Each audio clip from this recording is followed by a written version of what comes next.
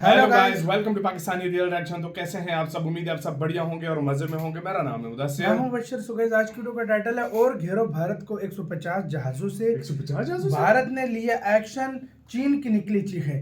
मतलब क्या हुआ? भारत ने भारत को घेरा है। 150 क्या जहाजों हुआ है से मुझे नहीं समझ आई। पहले देखते हैं खबर, बाकी बातें सारी बाद तब में साफ करते हैं, होगी। बिल्कुल। इनसाइड नॉलेज का वीडियो काउंट ऑन करते हैं 3 2 1 एंड स्टार्ट। दोस्तों, जैसा कि हमने आपको अपनी पिछली वीडियो में बताया कि कैसे चीन दूसरे देशों के समुद्री एक्सेस का फायदा उठाकर भारत को घेरना चाह रहा है और अब चीन के करीब 150 जहाज गुजरात और मुंबई के एक्सक्लूसिव इकोनॉमिक जोन में पाए गए हैं। इस खबर के सामने आने के बाद से भारत अलर्ट पर है, क्योंकि इससे भारत की नेशनल सिक्योरिटी पर खतरा बना हुआ है। खैर, चीन की सरकस से ये साबित हो जाता है कि वो कितना शातिर है। भारत की सीमा से बाहर रहते हुए भी चीन भारत की जासूसी कर रहा है।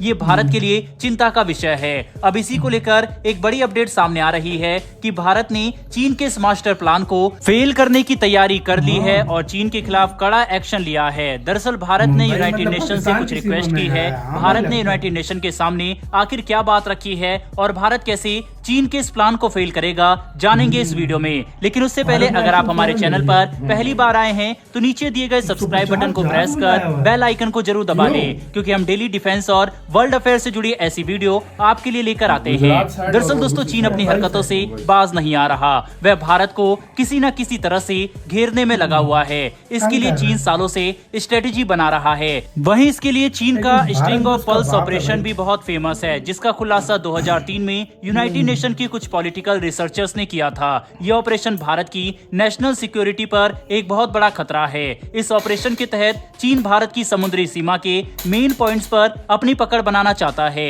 इसके लिए चीन इस रीजन में पड़ने वाले सभी देशों से अपने संबंध मजबूत कर रहा है। इसका एक उदाहरण है मालदीव। मालदीव भारत के लिए बहुत जरूरी है। ये बात चीन को भी अच्छी तरह पता है, इसीलिए वह चाहता है कि मालदीव में अपनी पकड़ बना ले और भारत को घेर सके। इसीलिए चीन मालदीव में भारी इन्वेस्टमेंट भी कर रहा है ताकि मालदीव पर दबाव बनाया जा सके। मालदीव को लेकर सब ये भी अंदाजा लगा रहे थे कि चीन मालदीव को निशाना बनाकर कोई भी काम करा लेगा, लेकिन मालदीव की ओर से ये साफ कर दिया गया कि वह सभी देशों के साथ मिलकर काम करना चाहता है, न कि गुटबाजी करके।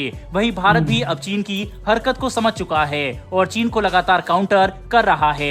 इसके लिए भारत की नेकलेस ऑफ डायमंड स्ट्रेटेजी भी बहुत फेमस है। यह एक इनफॉर्मल स्ट्रेटेजी है जिसके तहत भारत अपने रीजनल इंटरेस्ट को प्रोटेक्ट करने के लिए इंडियन ओशियन रीजन में मौजूद कई देशों के साथ अपने naval cooperation, engagement, development aids और इन्वेस्टमेंट को बढ़ा रहा है। इससे इंडियन ओशियन में मौजूद देश चीन के साथ मिलकर भारत के खिलाफ कोई भी कदम उठाने में हिचकिचाएंगे। आसान भाषा में समझे तो भारत की यह स्ट्रेटेजी चीन की स्ट्रिंग ऑफ पल्स स्ट्रेटेजी को काउंटर करने के लिए है। वहीं भारत द्वारा चीन को काउंटर करने के बावजूद भी चीन के 150 से ज्यादा जहाजों को गुजरात और मुंबई में देखा गया, जो कि वाकई काफी हैरानी की बात है। हालांकि ये भारत के एक्सक्लूसिव इकोनॉमिक जोन से काफी दूर है। अब इसको लेकर भारत ने यूएन में एक पिटीशन दिया है, जिसके तहत भारत का एक्सक्लूसिव इकोनॉमिक जोन बढ़ा दिया जाए। भारत का कहना है कि एक्सक्लूसिव इकोनॉमिक जोन को बढ़ाकर 500 नॉटिकल माइल्स कर दिया जाए, जिससे चीन भारत की सीमा के बाहर रहने का दिखावा करके भारत की जासूसी न कर पाए। दरअसल चीन बड़ी चालाकी से भारत की जासूसी करता आया है। भारत के एक्सक्लूसिव इकोनॉमिक जोन से थोड़ा सा बाहर रहकर भारत पर नजर रखता रहता है, क्योंकि नियम के मुताबिक चीन इस जोन के अंदर नहीं है, इसीलिए भारत इसके खिलाफ कोई एक्शन नहीं ले सकता था। लेकिन अब भारत ने आखिरकार यूएन में अपने इकोनॉमिकल जोन को बढ़ाने की मांग की है। अगर यूएन भारत की रिक्वेस्ट एक्सेप्ट कर लेता है तो चीन भारत के एक्सक्लूसिव इकोनॉमिक जोन से थोड़ा दूर हो जाएगा और आसानी से भारत की जासूसी नहीं कर पाएगा। इसके अलावा कई रिपोर्ट में यह भी दावा किया गया है कि चीन इलीगल तरीके से भारत में फिशिंग करता है, जिसका किसी को पता नहीं लगता। वहीं एक्सक्लूसिव इकोनॉमिक जोन बढ़ जाने से इलीगल फिशिंग भी खत्म हो जाएगी। जहां एक तरफ चीन सरेआम अपने छोटे छोटे जहाजों को भारत के इकोनॉमिक जोन के पास भेजकर जासूसी करने का काम कर रहा है, तो वहीं दूसरी ओर अपनी इस काली करतूत से साफ इंकार भी कर रहा है। भारत में मौजूद चीन की एम्बेसी की तरफ से इसको लेकर एक स्टेटमेंट सामने आया है, जिसमें चीन ने अपने ऊपर लगे सभी आरोपों से इंकार कर दिया है और मामले की जांच करने को कहा है। दोस्तों, जिस तरह से चीन लगातार भारत को चारों ओर से घेरने के लिए जाल बिछा रहा है, उससे भारत की सुरक्षा पर खतरा बना हुआ है। चीन भारत के पड़ोसी देशों की आर्थिक मदद करके अपने संबंध मजबूत कर रहा है, जिससे वह अपने इरादे में कामयाब हो जाए। कई देश तो चीन के कर्ज तले दबे हुए हैं। वहीं चाहकर भी चीन से कुछ भी नहीं कह पा रहे, जिसमें श्रीलंका भी शामिल है। श्रीलंका का हम्बनटोटा बंदरगाह इसका बेस्ट एग्जांपल है। चीन ने श्रीलंका को कर्ज देकर हम्बनटोटा बंदरगाह को लीज पर ले लिया था। वहीं अब चीन के यहाँ पर जहाज बिना रोक टोक के आते जाते रहते हैं। श्रीलंका भी इसका विरोध नहीं कर पाता। दोस्तों, इन्हीं सब के चलते हुए भारत ने यूएन से अपने एक्सक्लूसिव इकोनॉमिक जोन को बढ़ाने की मांग की है। अब ये देखना काफी इंटरेस्टिंग होगा कि क्या यूएन भारत की इस रिक्वेस्ट को एक्सेप्ट करेगा या नहीं, क्योंकि भारत ने जो डिमांड की है वो मौजूदा एक्सक्लूसिव जोन से लगभग 2 गुनी है। बहरहाल दोस्तों, इस वीडियो में इतना ही, लेकिन यूएन में भारत द्वारा उठाए गए इस कदम पर आपकी क्या राय है, कमेंट बॉक्स में लिखकर जरूर बताइएगा। साथ ही हमारी आने वाली डेली डिफेंस और वर्ल्ड अफेयर से जुड़ी इस तरह की वीडियो इसी के साथ 2000 वीडियो खत्म हो रही है, करेंगे वीडियो डिस्क्रिप्शन में। भाई साहब, सीधी सी बात है, भारत ने जब एक्शन लिए तो उसकी चीखें निकल गई हैं।